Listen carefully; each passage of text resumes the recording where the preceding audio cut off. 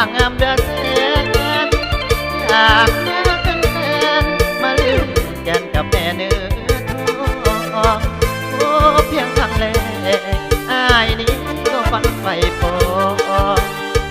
อยากเป็นเจ้าของที่ห้องหัวใจของนาง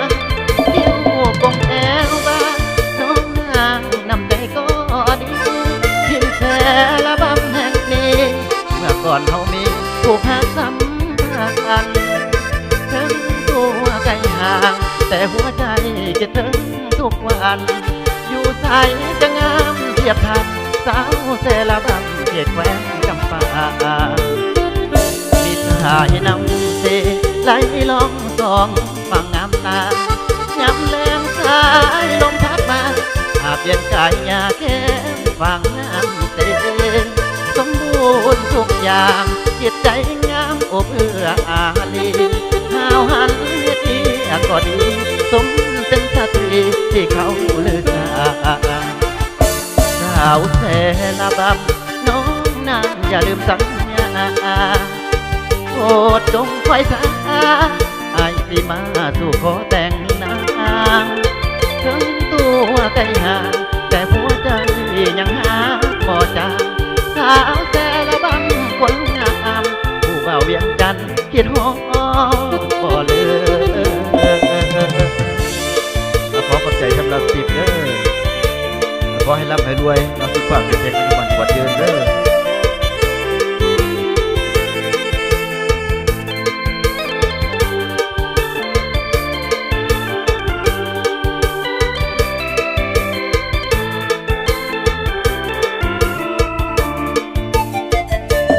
สายน้ำเสไหลลงสองฝั่งงามตายำแรงสายลมพัดมาอาบเย็นกายยาแก้มฝั่งน้ำเส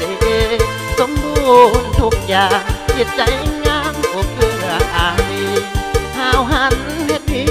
ก็ดีสมเป็นสตรีที่เขาเลือกสาวแสละบำน้องนางอย่าลืมสัญญาโปรดจงคอยท่าไอ้สิมาสู่ขอแต่งงานถึงตัวไกลห่างแต่หัวใจยังหาบ่จางสาวแสละบำคนงามผู้เบาเวียงจันทร์คิดหอมบ่ลืม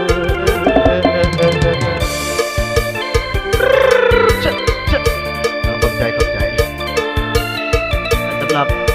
อาทิตย์ขอให้เราไปรวยเนาะ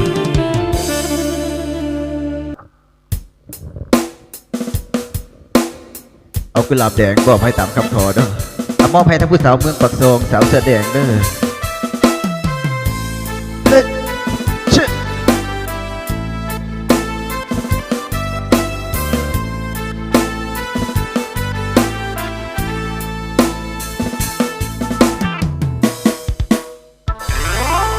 กุหลาบแดงกำลังกำลังบานที่อายโซมอบให้แน่สมยงดำลงความรักไว้อย่าได้รางบัดหาเศร้าเพียขอฝากให้เจ้าเพียขอฝากให้เจ้าต่างมือบัดยามไกล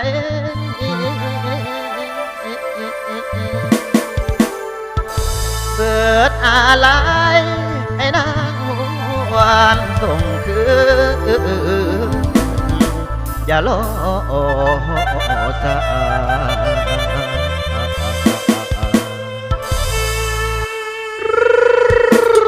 เอายาวมาเนี่ย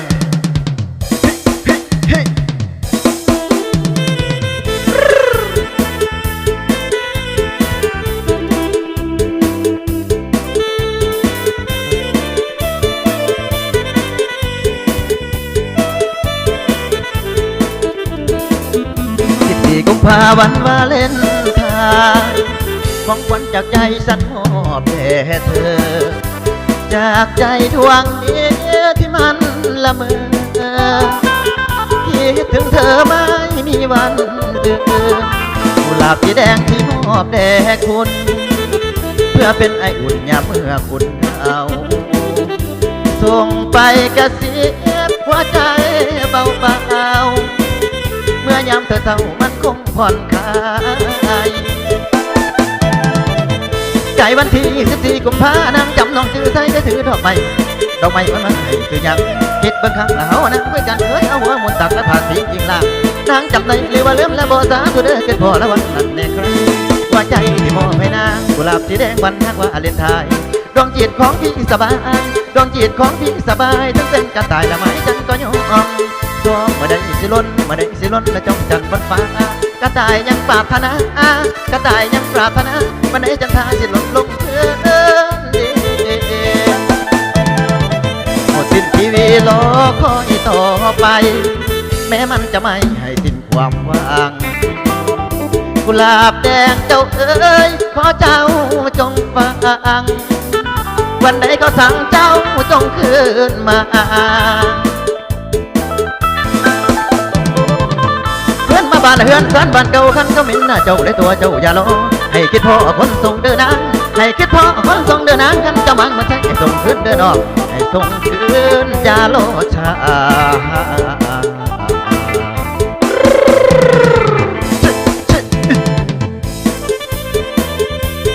เอาขอบใจเด้อสำหรับติดเนาะแต่ทั้งผู้ชายผู้สาวอยู่ข้างใต้มือก็ขอบใจเนาะทำนี้แต่ผู้สาวงามๆมัน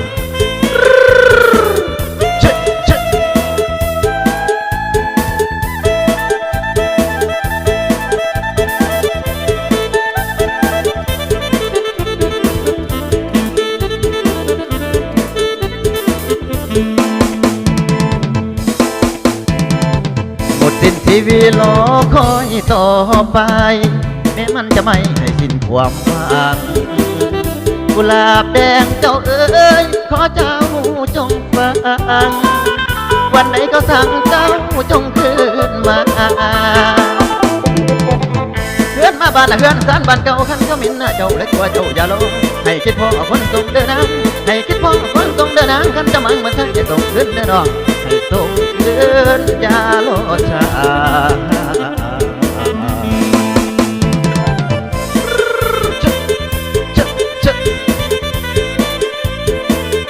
เอายาวพี่น้องยาวบาดดิเอาจากทีมงานบุตรีนมสุกเกษมปลอดภัยเนาะพี่จะมวนกับมวนไปดิ